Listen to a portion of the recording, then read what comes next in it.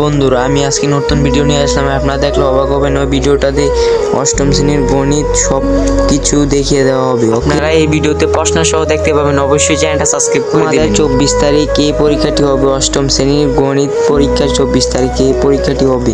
এই পরীক্ষাটির জন্য নির্দিষ্ট টাইম আমি ব্যয় করে কয়েকটি প্রশ্ন লিখেছি। প্রশ্নটি হবে, এই প্রশ্ন আসবেই 100% এই প্রশ্ন আসবেই পরীক্ষার মধ্যে।